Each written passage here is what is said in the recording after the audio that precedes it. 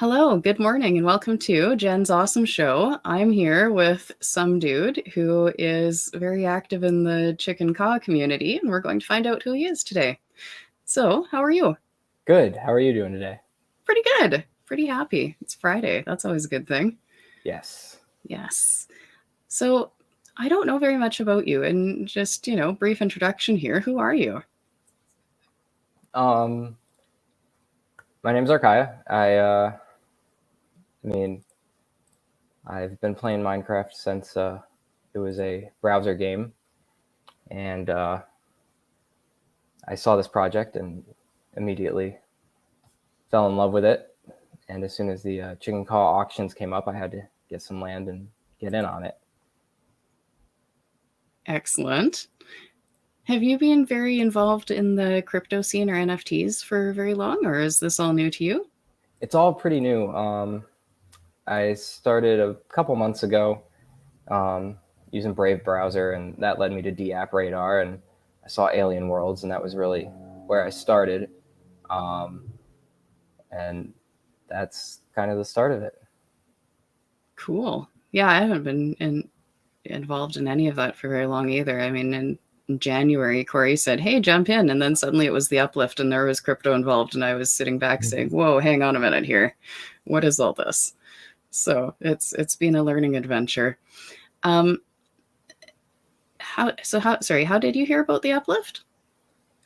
Just through being in different channels, I Okay. saw it mentioned, and said, "What is this?" And then I saw it was the blockchain on Minecraft, and I thought this is an excellent idea.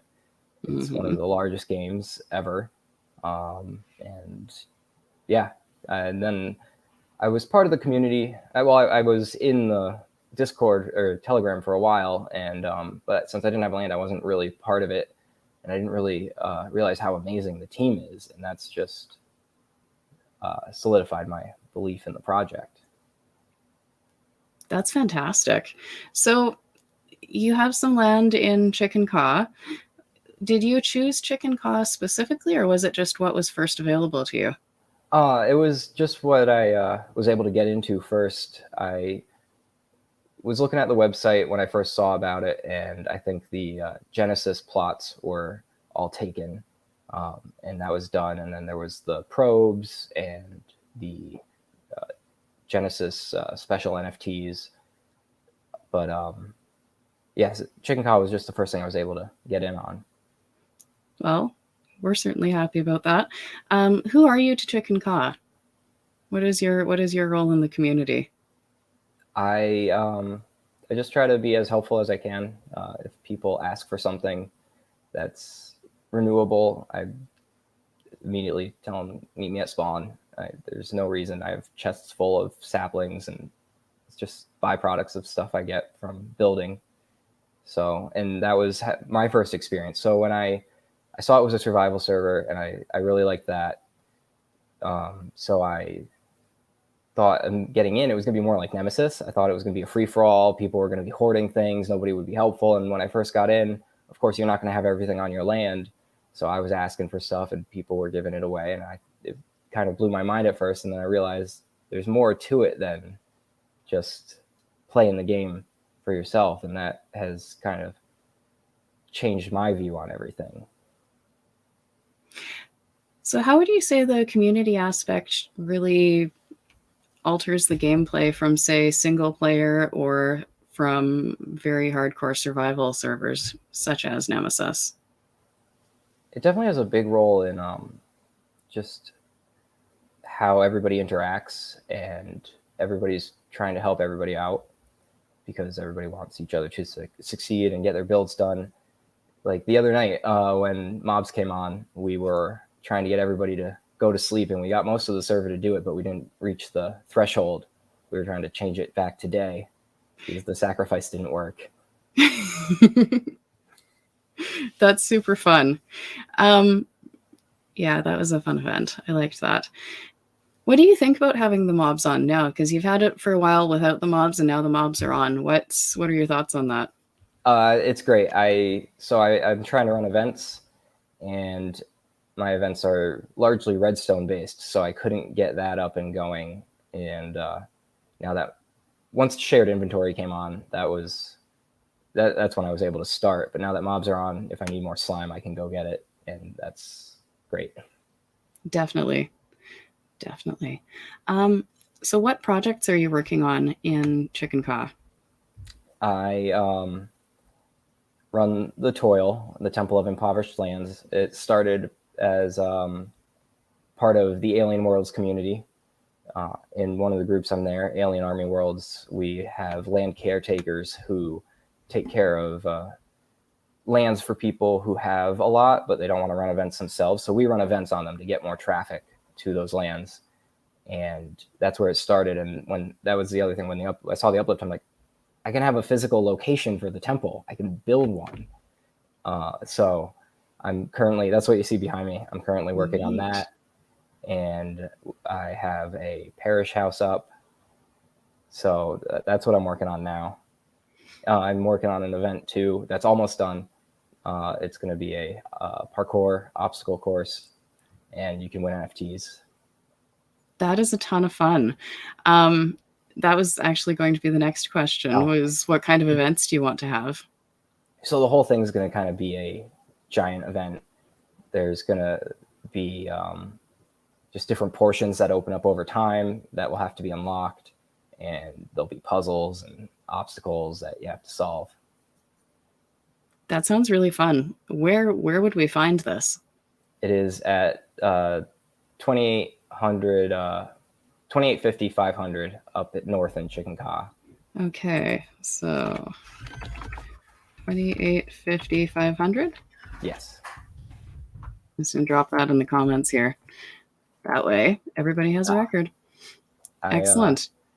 We actually have a website with locations and the Alien Worlds lands as well. Okay. Let's do that here then. Do that a little differently. What is the website? The-toil.com. Okay.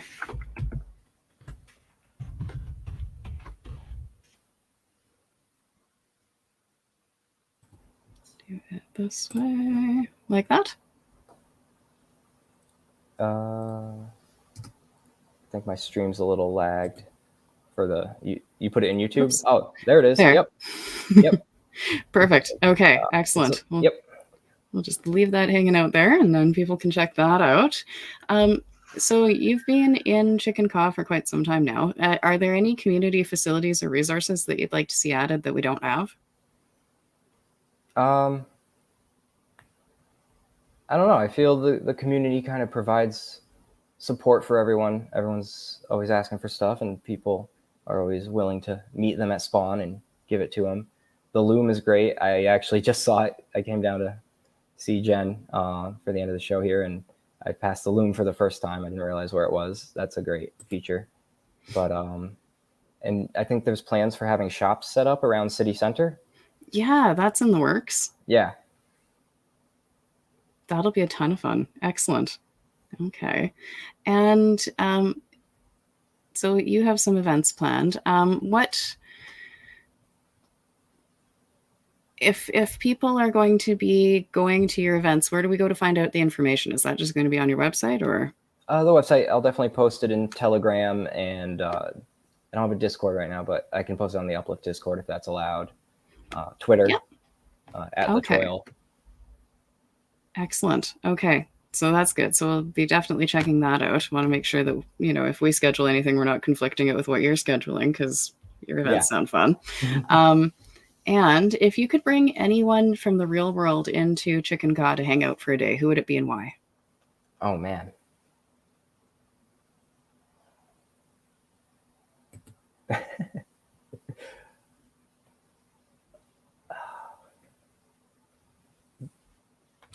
Well, there's a lot of my group from Alien Army World that I'd like to get in, and I've had some of them hop in, waitlisted them so they could get in and hung out with them a little bit. But are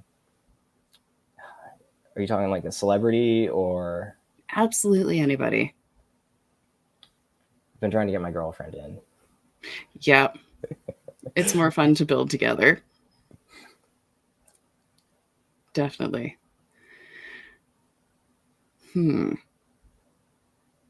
What kind of an event would draw her in?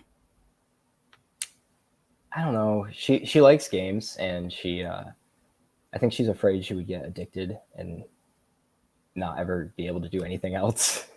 That is a valid concern. I can respect that and relate to it. I keep telling her she has a huge garden. It's gorgeous, and you can farm in Minecraft. Yeah, and build gardens and lovely places. Yeah, definitely. Well, if she ever decides that she wants to join us, I know that she'd be welcome. Oh, for sure. Absolutely. Sue was like, "Tell her about the she rail." So I Yes. did that. Yes. There's all kinds of space and projects and people and places. It's always good to have more people in. Yeah. Definitely. So, what else do you think we need to know about you here? That is my least favorite question in like job interviews. Okay, well let's change it up then. Okay. What is the most interesting place you've ever been to, real world or metaverse? Ooh. Iceland. I really, really enjoyed Iceland. That would be pretty nifty. What was so interesting about it? It was so there's this waterfall about an hour north of Reykjavik, Glimmerfoss. It's the second tallest by a few feet, and just it is open. There's no tourist stuff. You follow a road up next to a fjord, and you get to the top, and you're wondering if you're in the right place. You enter a gravel lot, and there's a field of flowers, and there's no signs telling you that, hey, Glimmerfoss this way. And you find the river, and you walk up it a couple hours, and you get to the top, and it's just open. I mean, here I'm in America, it would be walled off, fenced. There's no fencing. Like you can go right up to the edge of this 600-foot drop, and that's it. There's nobody there. But here it would be, you pay a fee to go up, and you can't go near the edge. So I thought that was amazing, and it's one of the most beautiful places I've ever been. Definitely. That sounds like it would be a good place to visit. What other questions can we come up with here? I was thinking the comments would maybe have some, and everybody's all saying hello and nobody's asking questions. So if anybody who's watching has questions, drop them in. So you've been to Iceland. Where else have you traveled? Oh, I've been to Singapore, New Zealand, Italy, Ireland, Rome. Well, Rome's in Italy, but no, not Rome. Right? Yeah, is that in Italy? Kind of. I think it's the city-state. Yeah. Okay. Question from the comments here: what's the worst place you've ever been? Least favorite?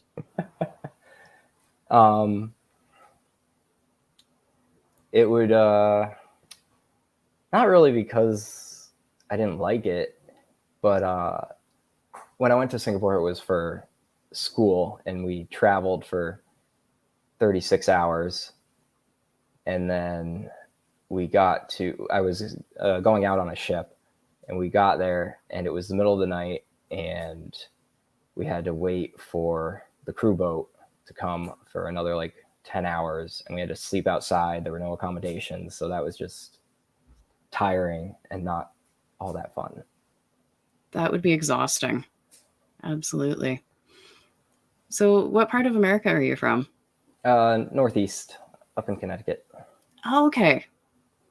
That is not a part I've been to yet. There's always time.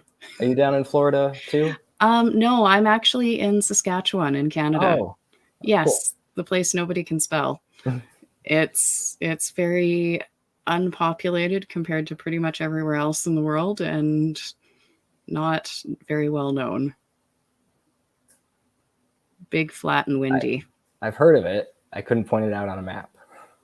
Well, you're one up on a lot of people. Definitely. If you could go anywhere in the world, where would you go?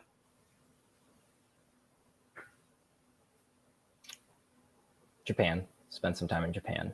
Yeah. Yeah. Anything in particular you want to see or do? I mean, there's a lot, but I actually have this whole backpacking, probably close to a month-long trip from top to bottom planned out, loosely planned out, that I'd like to do. Visit a bunch of like ruins and stuff. That would be fun. Is there anything that you have seen out in the real world in your travels or anywhere else that you would like to try to replicate to some extent in the metaverse? I haven't really thought of that. I usually like to create from my own mind, make up something. I think everybody pulls from the real world, but I haven't really thought about replicating anything. Okay. I kind of have to agree with that. I don't really want to build real world things, but Yeah, it's been done. you know, it's been done. It exists. Um, Another question, I get kind of jumping around a little bit here. Yeah. You mentioned that you've been to Italy and through Rome. Was there a difference between Rome and the rest of Italy? Like, did it feel like a separate sort of place? It did, yeah. Well, I've been to Venice and City Vecchi and Trieste. No, Trieste is Germany. There's an island next in Italy that I've been to. I can't remember the name right now, but yeah, it was a little different in Rome. It seemed to be hotter and a lot more, not concrete, but whatever they used to build with. And it was laid out differently. It did feel different. I couldn't really describe it because it wasn't really like city versus suburban, but it was definitely a different vibe. Okay. I'm curious. I've never been to Italy. I've never been to Rome, and I've heard that it's a little different, but yeah. Everything Okay. a lot closer together than you would think. I believe that. I believe that. Of all the places you've been, which is the most friendly for somebody who is walking and doesn't have access to transportation? I would say Iceland again. Everybody that we met was very curious about what we thought of Iceland and if we were enjoying it, stuff like that. Just very friendly. Okay. Interesting. It wouldn't have been my first guess. It seems like it is Iceland very populated, or is it kind of spread out and not so populated? They have 300,000 people, Oh so wow. not very much. That's not very many at all. That's actually kind of impressive. Well, I think I'm pretty much at the end here. Is there anything else that you wanted to talk about? I don't think so. Okay. How about then some closing gratitudes? All right. So I'm going to share this here. We are hanging out in the dark house, and it looks like it might still be dark outside. So this will be an interesting gratitude time. So we're just going to go to the left here. I've put up a wall. There are lots of lights, so hopefully it's not too populated by mobs. So I'll run defense. Oh, that was a skeleton. This is a fun adventure. So what are you grateful for? So I was thinking about this because, of course, friends and family. Oh, there's a spider, a skeleton riding a spider. And the metaverse and everybody I've met in here so far.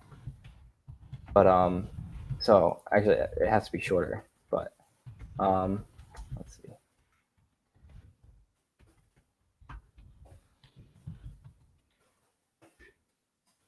The amazing opportunities that the metaverse provides. Okay. Let's see here.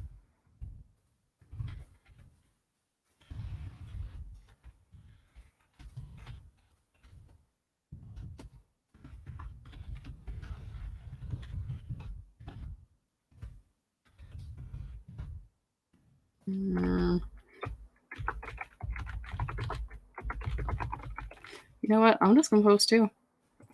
All right. Oh, man.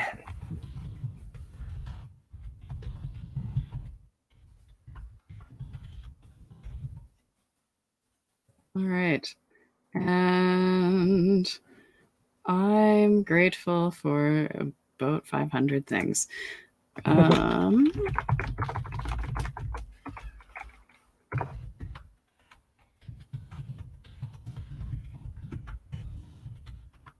Yeah, let's see.